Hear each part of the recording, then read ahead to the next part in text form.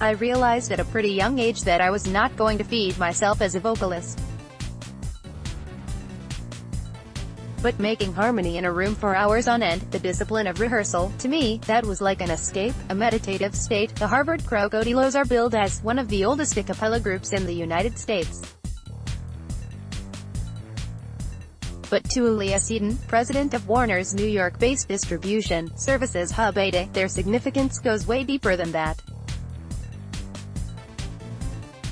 Seton started performing in the 12-man group when he was at college 15 years ago, touring the world singing bass baritone for vocal jazz arrangements of American standards. He also met his husband, Jamie, who was musical director of the Krokodiloes. The pair have now been married for 4 years. In his senior year, Seton was elected as the de facto general manager of the group, laying the pathway for a career that has led him to top one of the most significant companies in the modern industry. He explains, "It was essentially running a small business. We did a 6-continent world tour for the 3 months of summer each year and recorded 2 albums. It was a 6-figure budget, full-blown thing. I kind of became a producer, label CFO, marketer, booking agent, and whatever else all rolled into one.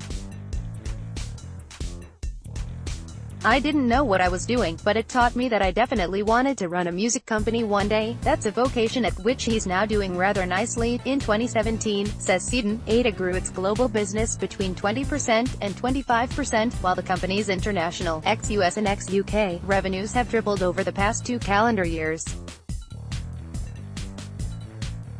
Ada clients, including Beggars Group, Domino and Epitaph, sold more than 5 meters albums in the States in 2017, and attracted over 10.5 billion on-demand audio streams.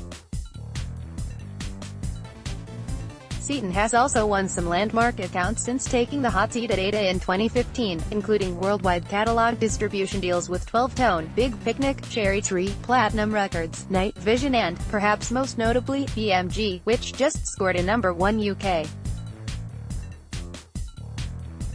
album with Kylie Minogue and a US #1 album with Jason Aldean. BMG CEO Hartwig Massich, an exec not known for suffering fools gladly, is impressed. Eliah and Ada have played a big part in the success of BMG's recorded music business, says Massich. He is a strong partner and a decent and reliable friend to BMG. After graduating college, Seton worked for 2 years before returning to Harvard Business School to get his MBA. He then landed his first role in the music business in 2009, working in corporate development at Warner Music Group. Here, working under Nat Pastor, who went on to form M-Theory, Seton's team would vet any deals above a certain monetary threshold, crunching the numbers for then Warner chief Edgar Brofman Jr. so that he could assess their merits. "It was exactly the sort of job an MBA would get," jokes Seton.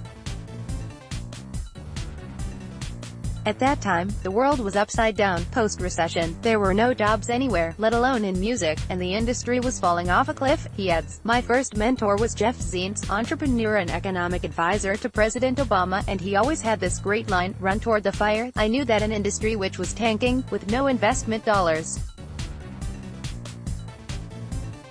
would create a dynamic of transition which, in turn, could create future opportunities." That certainly rung true for Seton, who quickly moved through the ranks of Warner after playing a key internal role in the acquisition of the company by Access Industries in 2011. Following Len Blavatnik's $3 billion takeover, Seton became VP to the CEO at Warner, the then newly instated Steve Cooper. If Seton's previous experience represented an education in corporate finance, he was about to get a diploma in diplomacy. Like everyone working at Warner at that time, I googled Steve Cooper and saw he was a super successful turnaround specialist, not someone with a background in the music industry. He says, "I got my business education from Steve Cooper, and I got my music education from people like Eliah Cohen. I wondered if there was a job to do bridging the gap between that world and the music world, and that kind of became my role. It meant I got my business education from Steve Cooper, and I got my music education from people like Eliah Cohen," adds Seton. "Whenever I speak to students who want to work in the music business today, I encourage them to get an MBA. I quickly learned that music is very rich with creative talent, and very rich with lawyers, but there are very few people with a business background. When I came to Warner I looked like a numbers guy working corporate, which was frustrating because I saw myself as a creative. I took the job and embodied it, and knew I'd have to be opportunistic to fulfill what I wanted to do next. In 2013, Seton was promoted again to SVP of International Strategy. During this period, Seton and Bergen were part of the team which did two deals that, in hindsight, look like music industry masterclasses: the £487 million acquisition of Parlophone in summer 2013, and the buyout of Gold Typhoon, one of the biggest independent labels in China, in 2014. In both cases, Seton's educated business smarts served him well. Warner was essentially betting the farm on the future growth of the international music business. Len's instinct to do the Parlophone deal was exactly right. The results are proving him to be, once again, a genius, says Seton. I remember all the industry criticism around the amount we paid for Parlophone, but from our side there was never any doubt. As part of the deal we acquired an incredibly iconic catalog, but what wasn't really talked about was that we also bought 12 operating companies across Europe with a range of incredible local talent and some impressive executives who had relationships in the industry. That's really the gift that keeps on giving. Len's instinct to do the Parlophone deal was exactly right. The results are proving him to be, once again, a genius. Seton has been a boss for just under 3 years. In that time, the company has enjoyed accelerated growth via its direct deals with artists and management companies, including Noel Gallagher, Q Prime, Metallica, and Stormzy, who collected 2 Brit Awards for his debut LP, Gang Signs. That regard, says Seton, we have amazing relationships with traditional labels that we're incredibly proud of, but we knew that if we simply focused on that it would mean we were getting complacent, and that wasn't sufficient. We recognized that artists and managers would control more of the game over time. Ada struck one of the earliest direct artist deals to have a truly global impact when it partnered with Macklemore. Last year, Macklemore once again turned to Ada to release his US #2 album, Gemini. In partnership with Q Prime, Ada handled the release of Metallica's Hardwired to Self-Destruct in late 2016, which has gone platinum in the States and multi-platinum in various regions around the world. Stormzy is a perfect example of what we want to provide in that world, says Seton of the UK's biggest rapper, pictured in set. He was very independently minded, not ready to do a more traditional major deal, so he did the deal with Ada in the UK, and the results have spoken for themselves. The next logical step for him, and for Atlantic, was to work out a major deal. I'd love to replicate that a million times across the Ada business. Seton is ultra-aware, however, that traditional independent labels need to be super served by their distribution partners in 2018 or they'll just up and leave. I got a bit worried when I first started to understand the real dynamics of the Ada business because distribution is in tremendous transition right now, admits Seton of Ada, which is understood to charge a base distribution rate of 15% before layering on other services. I knew there would be technology upstarts that would threaten us on price, which meant we were really going to have to give our partners the service they needed to amplify their voice around the world. This threat, says Seton, has driven Ada to double down on areas where it can add value over and above those pesky technology upstarts. We needed to become more international, which we've done, says Seton. I sat with all of our label partners in 2015 and discovered that people either had 8 deals with different people around the world, which becomes a back-office nightmare, or they were doing one deal for the globe and never see enough sales outside the US or UK. We've got 48 offices around the world, and we are in every market. We saw a great opportunity to create a global solution, and that was a huge element in us getting the BMG deal, inevitably, just as Ada aims to add a wealth of new label and artist partners worldwide. Not all of its roster is a permanent fixture. Paris-based Because Music exited Ada last year, following a long relationship, to sign a deal with Universal's Caroline. As part of that agreement, Because has been given permission by UMG to distribute its own digital catalog, leaving the agreement as a physical-only arrangement. Seton diplomatically points out that Ada only ever enters into partnerships that it deems reciprocally valuable. "Let me be clear, I love Emmanuel de Bertel, because boss, he is one of the very best," says Seton. "So many of our partners are people who have made us better, and he's certainly one of those.